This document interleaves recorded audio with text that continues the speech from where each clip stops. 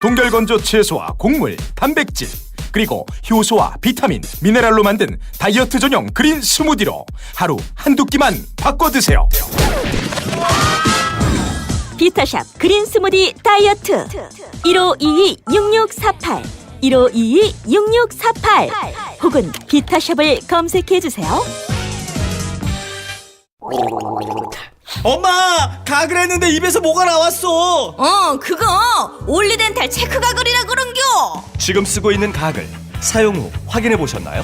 무색소, 무알콜, 무계면 활성제의 올리덴탈 체크 가글은 쉽게 나온 입안의 이물질을 눈으로 확인할 수 있습니다. 딴지마켓에서 판매 중입니다. 한글도 남보다 빨리 깨치고 참 똑똑했는데 갈수록 실력이 뒤처지는 것 같아 걱정이에요. 혹시 초등학교 교과서 본 적 있어요? 어려운 어휘가 너무 많아요. 학교에서는 어휘 개념을 하나하나 설명해 줄 시간이 정말 부족하잖아요. 그럼 어떡하죠? 내 아이의 어휘만큼은 내가 책임져야죠. 어휘 공부의 정성. 초등어휘 3천, 초등어휘 5천. 검색창에 초등어휘 3천을 쳐보세요. 자려고 누웠는데 저스툰 지루한 지하철에 저스툰 자려고 누웠는데 지루한 지하철에 클래스가 다른 재미 저스툰 클래스가 다른 재미 저스툰 웹툰 웹소설은 저스툰 클래스가 다른 재미 저스툰.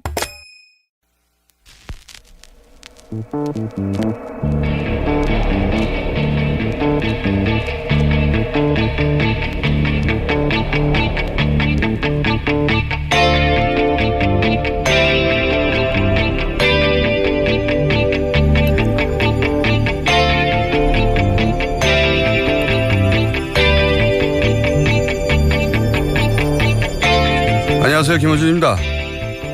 지난 화요일 미 공화당의 린지 그레이엄 상원 의원은 미 NBC 투데이쇼와의 인터뷰에서 트럼프 대통령은 김정은이 미국을 타격할 수 있는 미사일 능력을 갖추도록 놔두지 않을 것이라며 전쟁이 있어야 한다면 그곳, 그러니까 한반도에서 벌어질 것이고 수많은 사람이 죽는다면 그곳에서 그들이 죽는 것이지 미국에서 죽는 게 아니라고 말했습니다.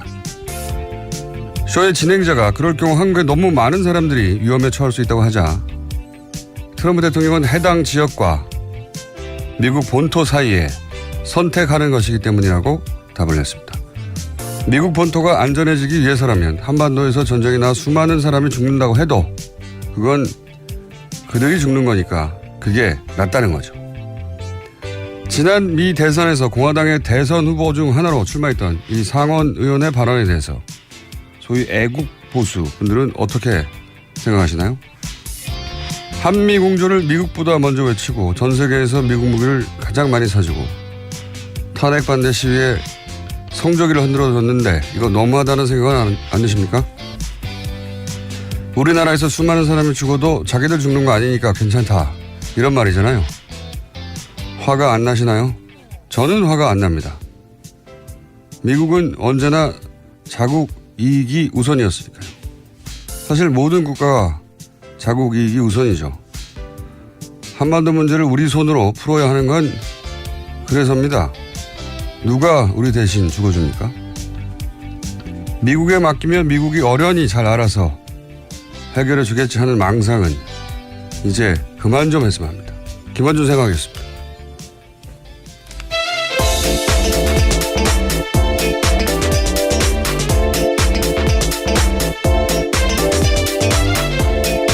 시사인의 김은지입니다.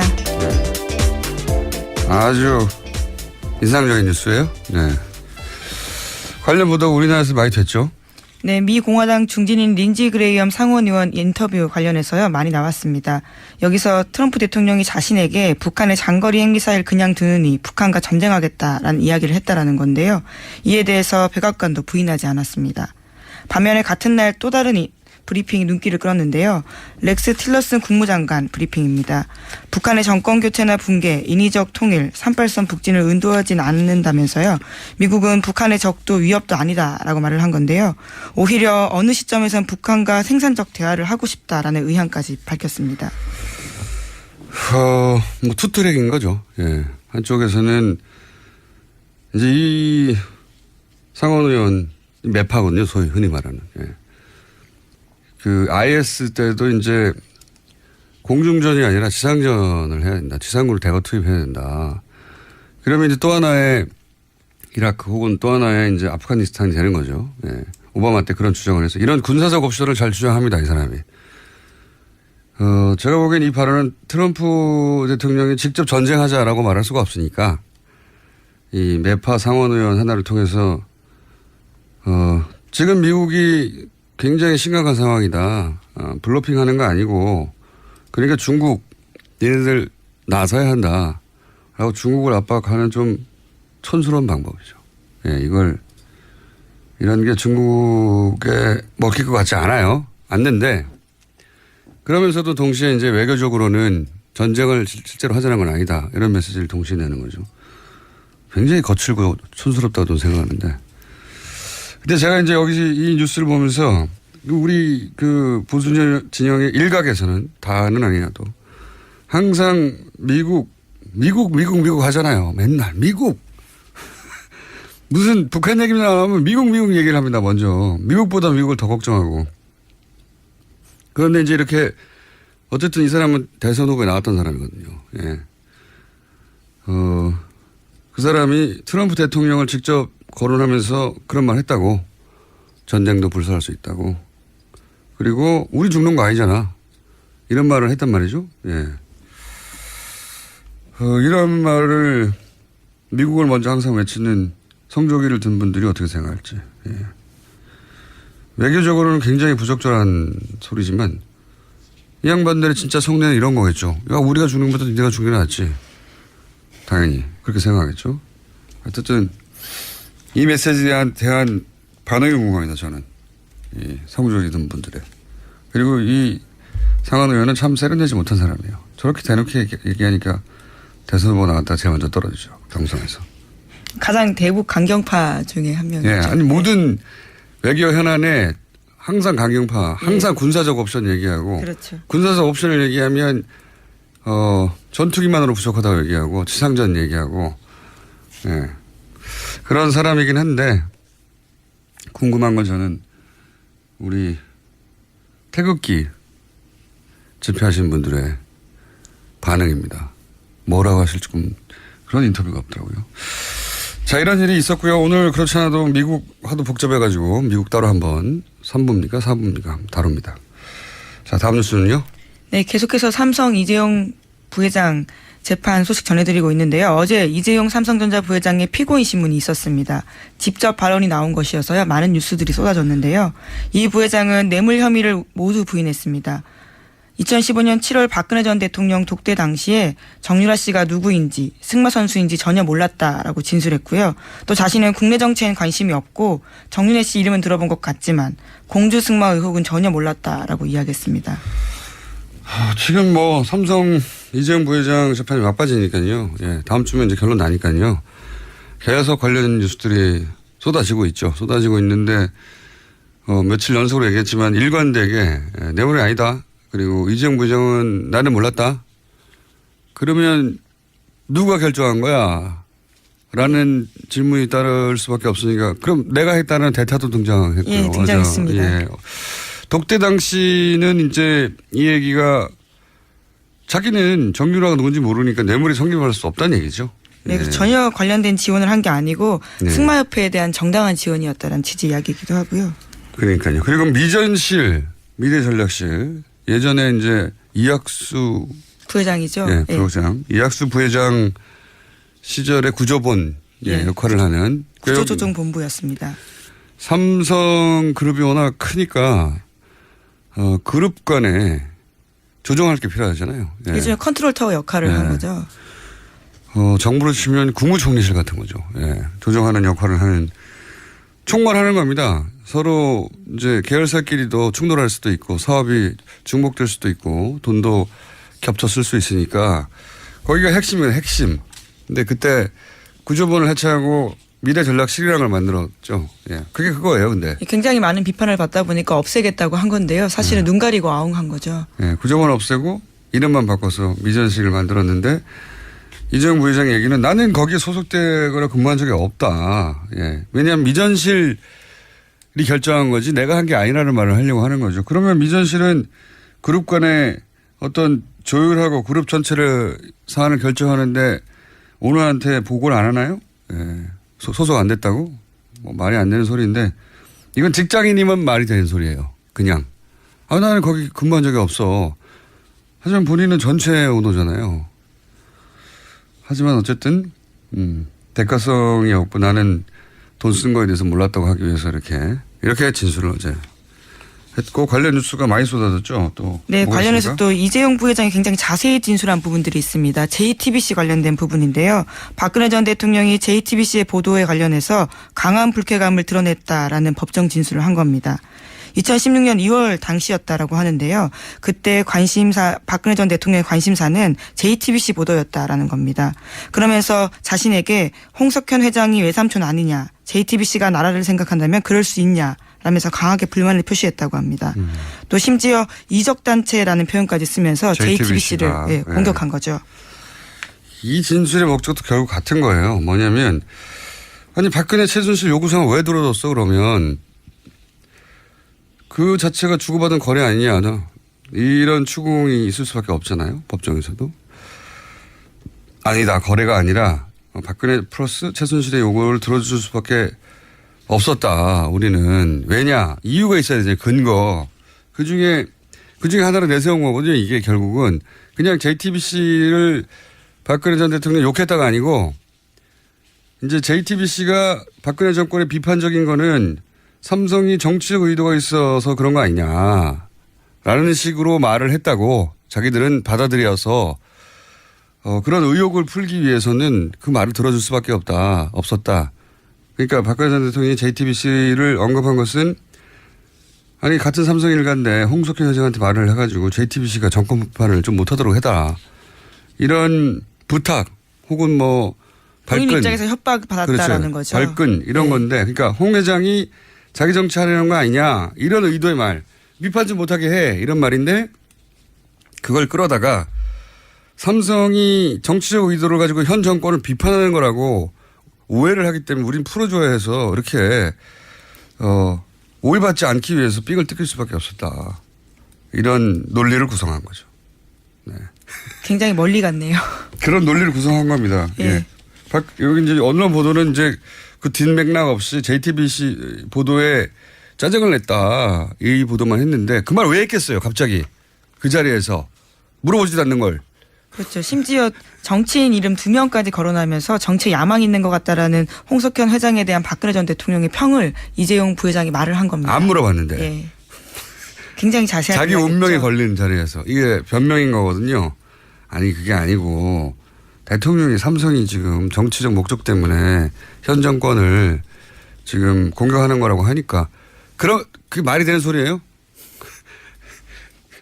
삼성이 다음 정권을 잡으려고 현 대통령을 공격한다고 이해했다는 게 말이 되는 소리입니까? 바보도 아니고. 근데 그렇게 받아들였다는 거잖아요. 그 오해를 풀기 위해서 말을 해줬다는 거죠. 그런 오해를 하기 때문에 내가 지금 끌려다닐 수밖에 없었고 네. 그런 의심을 받지 않기 위해서 그런 의심을 풀어주기 위해서 어쩔 수 없이 요구를 들어줬다. 이 논리 구성이 된 겁니다. 훌륭한 삼성의 변호인단위에서. 그래서 이제 그 이야기를 한 거죠. 예. JTBC를 싫어했다가 아니라 삼성이 정치적 야욕 때문에 전 정권을 공격한다고 생각하기 때문에 그 말을 하려고 이 말을 꺼낸 거예요. 해설을 하자면. 말도 안 되는 소리라고 봅니다만 어쨌든 그렇게 논리가 구성됐고요. 다음 또 관련 뉴스가 있습니까? 삼성 관련. 네, 또 최지성 전 미래전략실 실장도 어제 피고인 신문했습니다. 그 자리에 나와서 이재용 부회장의 진술과 궤를 같이 하는 말을 했는데요. 정유라 씨 승마 지원을 결정하면서 이재용 부회장에게 자신이 보고하지 않았다라고 주장했습니다. 그러니까 정유라 씨 지원은 자신의 책임이고 이재용 부회장과는 거리가 멀다라는 건데요. 또 뿐만 아니라 자신이 최순실 씨의 요구에 대해서는 최순실 씨가 장난친다고 생각해서 그것을 도와줬고. 장난친다는 건 이제 뒤에서 뭐랄까요. 음모를 꾸민다 이런 얘기죠. 네, 네. 그렇게 직접적으로 장난이라는 워딩을 했습니다. 네. 확인할 수 없는 상황에서 유언비어 같기도 해서 그 내용을 이재용 부회장에게 옮기는 건 적절하지 않다고 판단했다라는 겁니다. 혼자 다 했다는 거잖아요. 네. 뭐 이재용 부회장은. 부회장은 앞에서 내가 안 했다. 나 몰랐다. 정유라도 누군지 모르고 아무것도 몰라요. 그냥 이분은 자기 말로는 회사가 합병이 된 것도 그룹 내 계열사 합병이 된 것도 자기는 모르고 예, 400억을 쓴 것도 자기는 모르고 정유라가 누군지 모르고 다 몰라요. 스스로 나와서 허수아비라고 진술한 거죠. 다 모르고 그러면 누가 했냐는 말이 나오니까 손들 사람이 필요하지 않습니까? 그래서 이제 미래전략실 지금 이학수 과거의 본부장, 구조본 본부장, 부회장 이건희 회장의 어떤 브레인 역할을 했던 독심이라고 불렸죠. 이학수 본부장의 역할을 했다고 볼 수 있는 딱 그 자리죠. 그 자리도 미래전략실 실장이니까 낮은 것 같잖아요. 아니에요. 부회장입니다. 네, 이분은 삼성전자 부회장, 삼성전자 사장하고 부회장하고 삼성그룹 예. 그룹의 넘버 2 되는 거죠. 직책상으로는 그 사람이 이제 나와서 자기가 했다고 보고 안 하고 다. 예. 그런데 독대에서 대통령의 정유라를 언급하지 않았다는 걸 어떻게 알며? 않았다는 거 아니에요? 자기가 독대한 게 아닌데. 그리고 승마 지원하라고 한 거는 그냥 비인기 종목을 잘 지원하는 뜻으로 알았다는 거 아닙니까? 역시 대가성은 없다는 거죠. 그렇죠. 예, 그냥 스포츠 종목을 잘 지원하라는 걸 알아들었다는 거죠. 수많은 비인기 종목 중에 그리고 수많은 인기 종목도 있어요. 왜 하필 올림픽에 나가봐야 선수 2명인가 3명밖에 출전 못하는데 우리 지금 실력으로 올림픽을 통과하려면 대통령이 3명입니까? 6명입니까? 예. 하여튼 몇 명 안 되거든요. 다 합쳐봐야. 이번에 지원요. 지원 규모는 6명 선수였습니다. 그러니까 제 그중에 말은 한 명. 나가봐야 그밖에 못 나간다는 거죠. 하필 대통령이 넘버원 재벌회장을 독대하면서 그 6명 지원하라고 그걸 내밀하게 말할 내용이 아니잖아요. 그건 그냥 체육협회가 할 일입니다. 그리고 최순실의 존재는 2007년이죠. 최태민 씨의 의붓아들. 이름이? 조순재 씨. 예. 자동이에요. 네. 조순재 씨. 녹취록을 통해 이미 드러났어요. 그리고 세월호 때 해경 IO들이 해경 해체를 어떻게 하게 된 거지?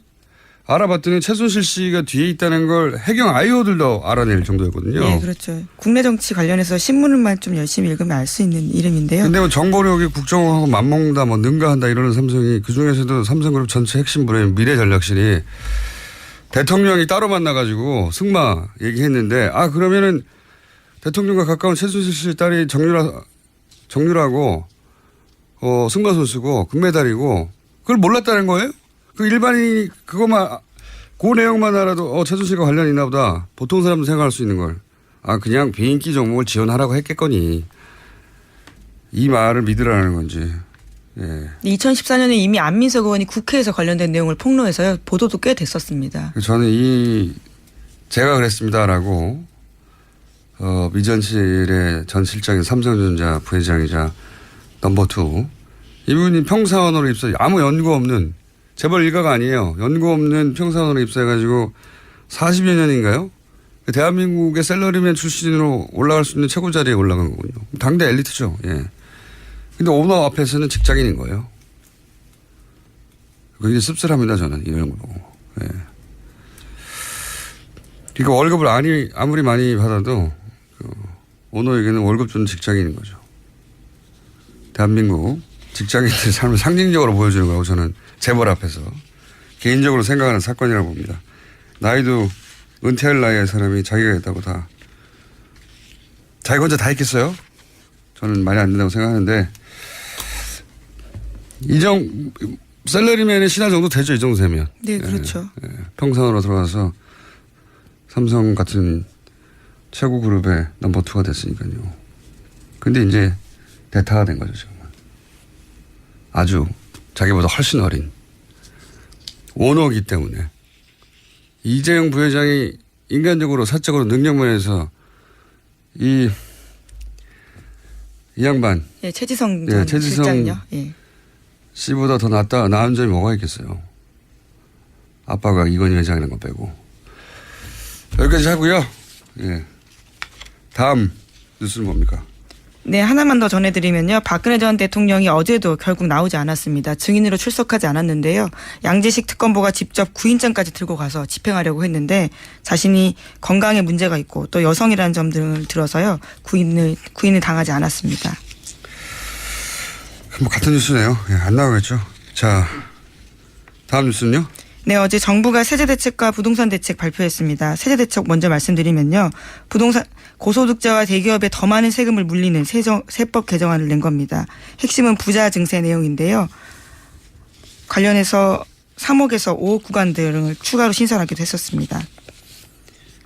그러면은 기사에 예로 든 연봉 얼마 이런 거 없어요? 얼마? 네, 있습니다. 세율을 각각 2%포인트씩 올리기로 한 건데요. 연봉이 예를 들어서 3억 9,200만 원인 경우에는요. 4인 가족 외벌이 가정이면 내년부터 소득세를 100만 원 더 내게 됩니다. 그래서 이제 이걸 누가 불만을 하면 많은 분들이 그렇게 얘기하겠죠. 100만 원 더 낼 테니까 그 연봉을 달라고. 3억 9천만 원 연봉이면 100만 원을 더 내는 거군요. 3억 9천 연봉을 받는 분들은 좋겠습니다. 자, 다음 뉴스는요.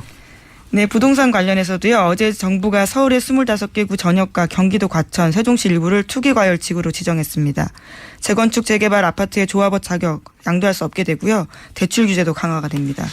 부동산 문제는 워낙 복잡한 문제라서 이건 저희가 전문가를 따로 모시고 이 정책이 효과가 있을 것인지 타겟이 어딘지 한번 따로 따져보기로 하겠습니다. 여하간 이런 거죠. 이제 우리나라에서 부동산 관련 정책이나 혹은 시장의 질서는 기본적으로 부동산을 많이 하는 업자들과 혹은 이 주택을 많이 소유하는 흔히 말하면 투기를 전문적으로 하는 사람들이 만들어 왔거든요. 정부가 질서를 만들겠다 뭐 이런 선언인 거죠. 예. 부동산 정책과 질서는 정부가 하는 거다. 라는 걸 보여주려고 하는 거겠죠. 근데 이게 모든 정부가 그렇게 하려고 했던 건 아니었어요. 예. 시장에 맡겨야 한다는 정부도 많았어요. 이번에는 그런 건데 성공할지는 그리고 어떤 의미인지는 구체적으로 전문가를 모시고 따로 짚어볼 내용이라서 여기까지 하고요. 제목 하나 정도 더. 네, 자유한국당 혁신위원회가 어제 혁신선언문 발표했습니다. 그런데 여기서요, 촛불 집회를 비판한 듯한 내용이 들어가서 논란이 되고 있습니다. 류석춘 자유한국당 혁신위원 같은 경우에는요, 광장 민주주의와 같은 직접 민주주의 위험을 막고 다수의 폭정에 따른 개인 자유의 침해를 방지하겠다라고 이야기했습니다. 광장 민주주의는 촛불 집회 말하는 거 아닙니까? 그렇죠?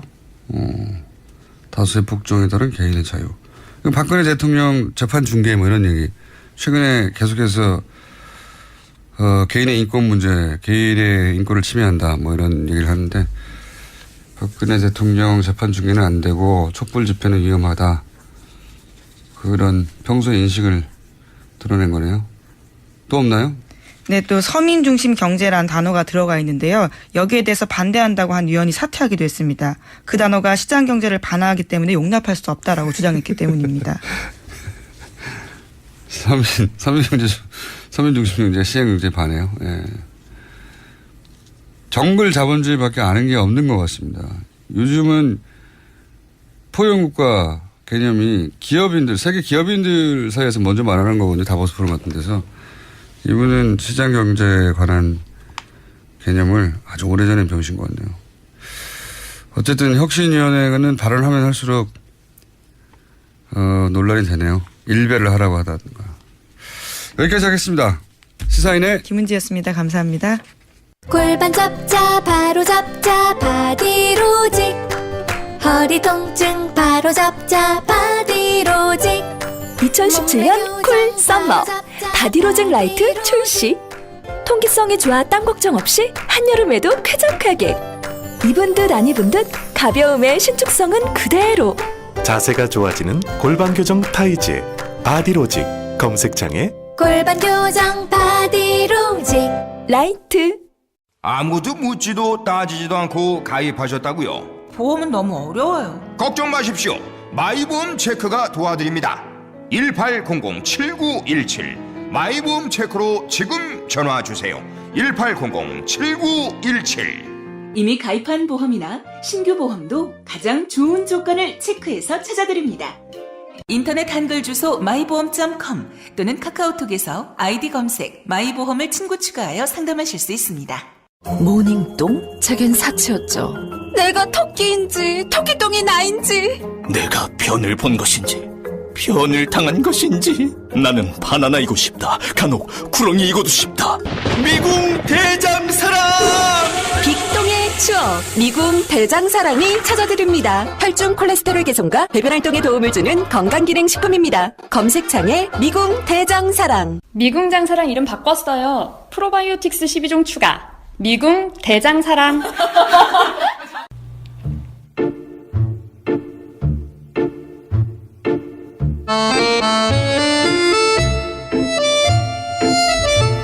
여의도의 톰과 제리 내부자들 더불어민주당 안민석 의원 나오셨습니다. 네, 안민석 의원입니다.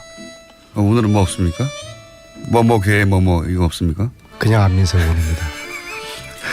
자유한국당의 김성태 의원님 나오셨습니다. 무대에 수고들 많으십니다. 김성태입니다. 목소리가 굉장히 힘이 요즘 분위기가 좋으십니까? 분위기 전혀 별로 안 좋습니다. 자, 두 분 다 오늘 왠지 재밌을 것 같은데 안민석 여당 사선 수도권 사선 의원이죠. 이제 전국적 인지도뿐만 아니라 세계적 인지도를 가지신 거기 하나 빠졌죠. 내리 사선. 내리 그렇죠. 감사합니다. 예, 띄엄띄엄 사선하고는 또 다르죠. 네. 아주 중요한 얘기일 것 같아요. 내리 사선. 자, 내리 수도권 사선을 하신 안민석 의원님 오늘은 어떤 이야기를 먼저 하시겠습니까? 오늘이요? 네. 오늘 제가 오후에 그 TBS라고 KBS 여기가 보다 좀 잘 나가는 TBS 교통방송에서 북 콘서트를 저를 초청을 해서 콘서트 작전이 이게 100명이 정원이었는데 뭐 아주 삽시간에 100명이 됐어요? 찼다는 이야기를 들었고요. 네. 네. 근데 그거보다도 오늘 제가 지금 이렇게 북 콘서트를 하는 게 이제 최순실 재산 몰수를 해야지 이 전쟁이 끝난다. 그래서 이제 특별법 불후의 명저 끝나지 않은 전쟁을 가지고 국민들에게 호소를 하고 있는데요. 특히 오늘 밤 9시 30분에 이제 몇 개 화산이 터집니다. 최순실 재산 관련해서. 화산이요? 네, 이번에 제가 독일 갔을 때 저희 독수리 또 광고하네요. 또 광고. 저희 독수리 오영재 말고 이제 JTBC 스포트라이트 봉지욱 기자를 제가 이름까지 반 협박하듯이 해서 봉주옥 기자요. 예. 봉지욱. 예. 봉지욱 기자님. 제가 미국 텍사스 갈 때도 억지로 끌고 갔던 기자인데요. 네. 예, 그래서 몇 시합니까? 기왕하는 김에 자세히 하죠. 몇 시합니까? 손석희 뉴스룸 끝난 다음 9시 반에 합니다. 9시 반에 그래서 JTBC 스포트라이트에서. 지금 특히 최순실 재산이 어떻게 처분되고 있는지 경악할 만한 현장을 우리 국민들이 보시게 될 거고요. 현장을. 네. 그 이야기를 못 해가지고 지금 한 일주일 내내 지금 이제. 삼성이 뭐 저 최순실한테 돈 준 거 모르고 줬다. 이재용한테 보고도 하지 않았다. 네, 모르고 줬다. 이건 뭐 다 뭐 그냥 조그만 중소기업도 이러지는 않을 텐데요. 언제 삼성이 이렇게 망가졌습니까? 예? 이 아무리 그 정말 살고 싶어도 그래도 기본적인 국민들에게 지켜야 될 금도가 있는 건데 금도까지 무너뜨리면서 언어를 구해야 되니까요. 네, 참 그런데 아무튼 그런 것들 포함해서 오늘 스포트라이트를 보시면은 자, 그러면은 삼성과 연관관계도 다 나옵니다. 혹시 JTBC 가서 오늘 화산이 몇 개 터집니다. 인터뷰 하십니까? 난 정말 제가 지금까지 세상 살면서 많은 방송에 또 출연도 했지만 다른 방송 타 방송에서 이렇게 제작한 그런 방송물을 갖다가 참 교통방송 난 희한한 방송이네. 이런 방송 처음 봅니다. 네? 자, 그러면은 죄송합니다. 잘못했습니다. 김어준 공장장은 뭐 하여튼 그럼 제가 오늘 9시 반 스포트라이트 보시라는 이야기 제가 취소하도록 하겠습니다. 최순실 일가 뭐 이렇게 뭐 부정축제 재산을 이렇게 빼돌리고 거래하는 그 아마 현장을 안민석 의원이 갔다 왔는데 뉴스는 끝나고 9시 반에 스포트라이트 한다는 이야기 취소하겠습니다. 그럼 지난번 취소할게요. 방송에는 이 방송에서 그 이야기를 안 하고 JTBS에서 영업 비밀이라고 그러면서 완전 배신. 이야기 안 할 때 배신 때렸다 그러고 되게 서운해하더니 그 일주일 사이에 어떻게 또 사람이 그렇게 변했어요? 아니 저는 이제 그 얘기를 이제 막을 수가 없으니까요. 기왕하는 거 제대로 하시고. 아니 취소할게요. 9시 반에 스포트라이트 보지 마세요. 손석희 사장님하고 인터뷰할 때 뉴스공장 얘기를 하세요. 그러면 뭐 물어보시면 손석희 사장님이 이 이야기는 뉴스공장에서 하기로 이야기입니다. 이 답변을 꼭 한 번을 하세요 그러면. 아니 알겠어요. 그러니까 김성태 의원님 오늘 9시 반에 스포트라이트 보지 마세요. 그 최순실 일가의 부정축제 재산을 환수해야 국정농단 세력과의 전쟁이 진정으로 끝난다는 그런 안민석 의원의 진정성과 절규는 저도 상당히 높게 평가를 합니다. 그래서 동참하신 거 아닙니까? 저도 그 법안 그래서 이제 동참을 한 건데 뭐 푸콘스도 어디 다니면서 유일하게 한 사람 한 게 자기하고 인간적인 관계 때문에 했다 그러고 이 뭐 소신도 참 진정성도 뭐 이렇게 참 날라가고 그렇게 이야기한 적은 없고요. 제가 저 때문에 마지못해 했다고 이렇게 이야기를 했고요. 근데 사실은 그러면서도 가끔씩 정말 소신 있는 우리 자유한국당 정치인으로서 김성태 의원님에 대한 칭찬을 제가 간간히 하고 있어요. 지금 바른정당은 혹시 한 사람의 바른정당만 유일하게 아무도 없지 않습니까? 자유한국당조차 김성태 의원이 한 분 계신데. 바른정당 같은 경우에 좀 저한테 질문한 거 아닙니까? 맞습니다. 예. 제가 이렇게 이 법안을 준비하면서 두 가지를 공격을 할 것이다 우려를 했거든요. 하나는 위원회 소지, 공소시효를 없애는 위원회 소지 이걸 가지고 공격할 것이고 두 번째는 재판 끝날 때까지 기다리자. 이 공격을 할 거로 봤는데 그 사이에 돈을 다 빼돌리면요 어떻게 해요? 그러니까 지금 이제 자유한국당에서 내는 이야기들이 딱 요 이야기를 지금 하고 있는데요. 그 현행법으로 안 되기 때문에 특별법을 만들자는 건데 위헌 이야기를 하면은 특별법 반대한다는 거고요. 특별법 하지 말자는 거죠. 김성태 의원님도 거기에 끄떡끄떡 하시는데요. 그다음에 재판 끝날 때 기다리자. 그러면 대법원까지 가면 이게 3년 4년 그럴 텐데 그 사이에 최순실 재산 다 팔아치울 텐데 이거 최순실 재산 몰수하지 말자는 거죠. 차라리 그냥 반대한다고 그냥 당당히 이야기하죠. 재산 몰수에는 찬성하나 특별법은 반대한다. 이거 완전히 이게 전형적인 이제 박쥐 정치예요. 낮에는 네 발 달린 짐승이다. 밤에는 그 날개 2개 달린 새다. 이게 박쥐 정치거든요. 찬성 반대 둘 중에 하나를 정확하게 이야기하면 되는데 이렇게 애매하게 이야기하면 안 되는 것이죠. 이 반론은 저희가 하태경 의원한테 들어보겠습니다. 특히 제가 300조 최순실 재산을 주장을 했다는 거예요. 오늘 가짜 뉴스에서 그렇게 나왔더라고요. 저는 그렇게 이야기한 적이 단 한 번도 없고 오히려 독일 검찰 쪽에서 이야기되는 약 7조에서 8조 정도 맥시멈 10조 정도. 검찰에서 얘기되는 건 맞아요? 독일 검찰에서? 제가 독일 검찰을 만났던 유일한 제가 사람인데요. 독일 검찰 제가 안 만난 걸 만났다고 하겠어요? 그때 주진우 기자 아니 주진우 안원구 기자 국장한테 물어보세요. 우리 같이 독일 검찰 최순실 정유라를 조사를 하고 있는 그 독일 검찰의 입에서 그 정도 액수가 나왔다. 그 입에서는 아니지만 그쪽에서 저희들이 또 다 이야기할 수는 없는 거 아니겠습니까? 그래서 300조 터무니없는 가짜뉴스를 가지고 안민석 의원이 300조 최순재산 이야기했다고 하면서 저를 공격하는 것은 그건 아니고 저는 사실하고는 틀린 이야기하는 건 7조 정도는 독일 쪽에서 나온 이야기 근거를 가지고 내가 하는 말이다. 그 정도 정도일 거라고 저는 짐작을 합니다.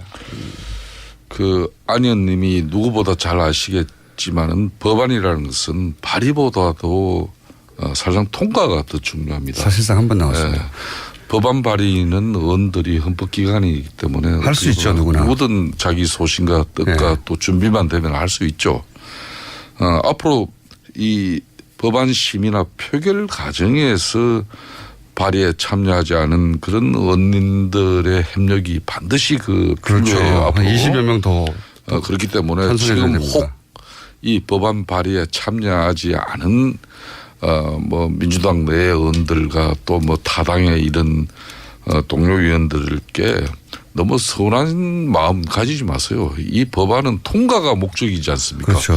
그렇다면은 앞으로 그 동료 의원들의 진정한 협조를 구하는 그런 마음가짐 자세가 중요한 건데 지금 안민석 의원은 이 법이 하루빨리 통과돼서 최순실 그런 재산 환수의 특별법의 취지가 빨리 발효가 되길 바라는 그 심정은 100% 이해를 하는데 알겠습니다. 이게 동료 의원들 자꾸 이게 내치는 저 사람들 이런 식으로 하면 나중에 진짜 이 법안이 성안이 되는 그렇죠. 마음을 못 얻어서 제가 아쉬운 게요. 미워가지고 제가 아쉬운 게 바른정당 20명 의원님들이 이번에 그 많이 여기 특별법에 동의하셨다 그러면은 국민들에게 박수갈채 받았을 것이고요.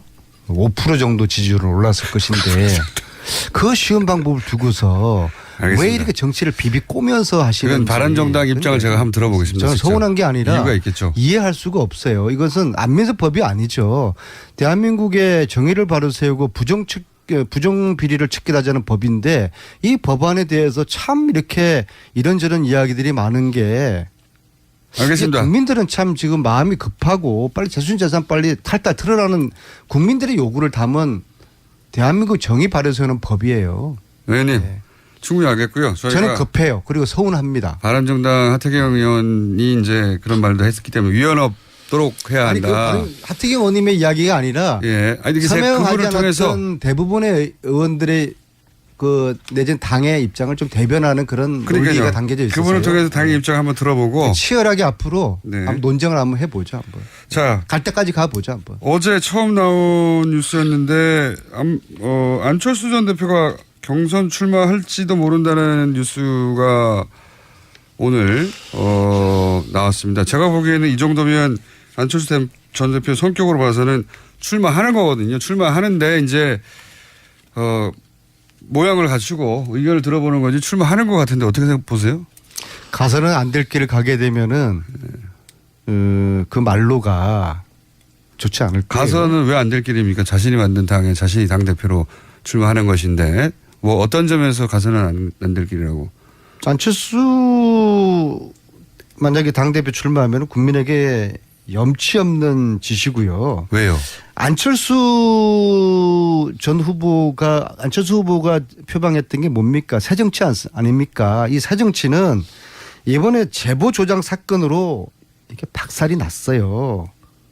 그러니까 출마해서 물론 당대표 전 될 승산이 높다고 봅니다. 그러나 국민들에게는 염치 없는 짓이죠. 지금은 안철수 대표는 대선 패배 그리고 제보 조작 사건의 책임으로부터 지금 성찰의 시간을 가져야지 국민들이 다음에 길을 만들어 주실 텐데 성찰 반성할 시간에 다시 당 권력을 잡겠다고 나서는 것은 염치 없는 짓이라고 저는 그 정도 의견들은 당 내에서도 했을 텐데 그래도 출마를 하겠다는 걸 보면 뭔가 불안한 것 같은데. 안철수 대표 하는 일이 없잖아요. 예, 안철수 대표가 이틀 상간에 당 지도부와 당내 의원들을 만나는 그런 강폭 행보를 지금 보이고 있지 않습니까? 그 자체가 한다는 얘기죠. 출마하지 않는다면 굳이 그럴 필요는 없겠죠. 그러니까요.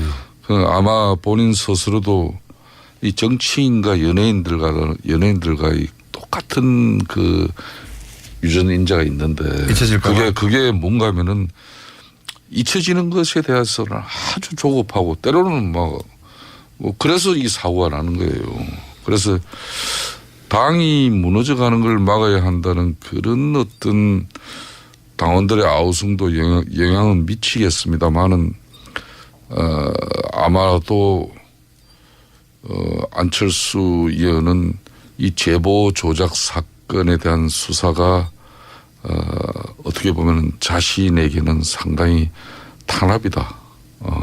또 자신에게 대해 자신은 큰 위기다 이렇게 판단을 했을 겁니다. 그렇기 때문에 이걸 극복하려면은 뭔가 정치 일선 현장에서 또 대표성을 가지고 하는 거와 그렇지 않은 차이가 엄청나게 크죠. 그러니까 지금 안철수 전 의원은 지금 조급함이 있는 것 같아요. 그렇기 때문에 정치적 판단을 하지 않겠냐 이렇게 보고 있습니다. 조급해서.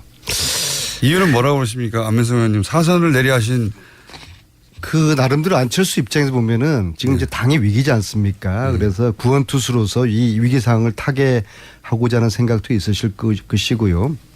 그리고 사실상 이 국민당에게 국민당원들이 바라는 것은 이 위기를 극복해 달라. 그래서 안철수 당권 재장을 통해서 다시 안철수 효과를 기대를 하는 것이죠. 특히 내년에 지방선거 앞두고서 믿을만한 얼굴 마담으로 내세울 수 있는 사람이 안철수 말고는 딱히 보이지 않으니까 이런 안철수 당 효과를 기대하는 것인데 이렇게 되면 다시 도로 안철수 당이 되는 것이죠. 특히 아마도 지금 호남 지역의 국민당 단체장들과 지방 의원들이 굉장히 지금 불안해할 것 아니겠습니까? 지방선거가 있으니까요. 지금 대선 이후에 7월 말까지 저희 당으로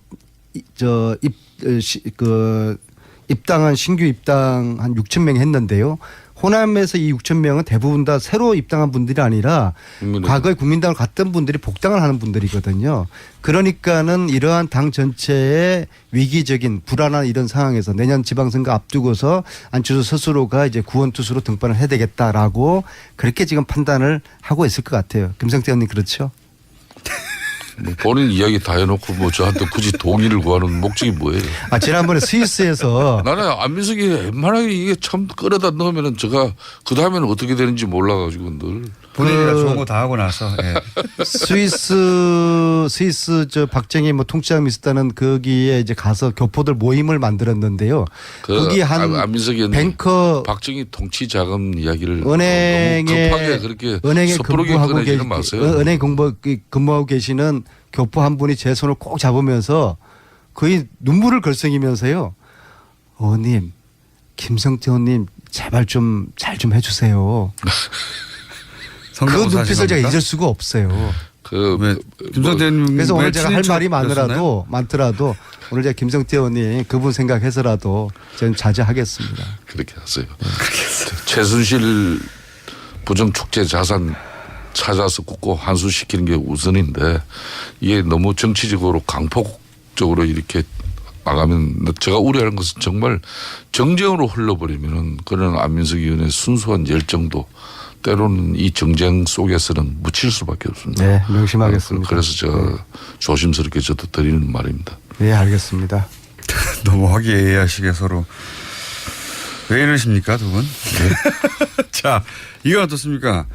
아니 한반도가 위기 상황인데 문재인 대통령이 휴가를 갔다. 이 시국에 휴가가 시국이냐 라는 야당의 비판에 대해서 안민석 의원님 어떻게 생각하십니까?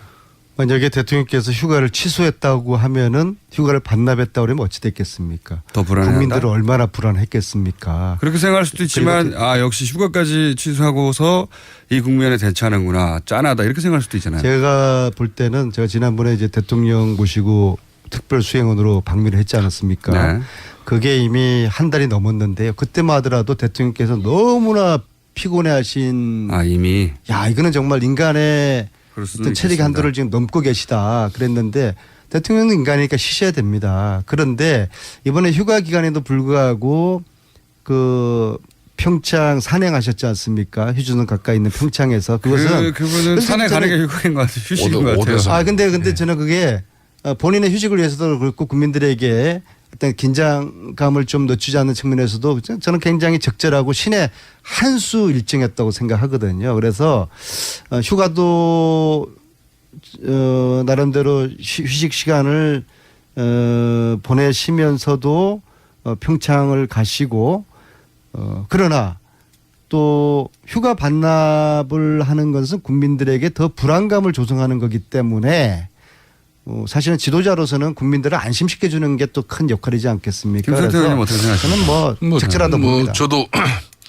전임 대통령들도 이 재임 시절에 대체적으로 내수 진작을 독려하면서 이렇게 공개적인 휴가를 갔다 왔죠. 휴가는 문제 없다고 생각하십니까? 뭐 그런 측면에서 대통령이 휴가를 가는 것까지 타이밍을 말하는 거죠. 이렇게 뭐라 해서는 안 된다고 봅니다.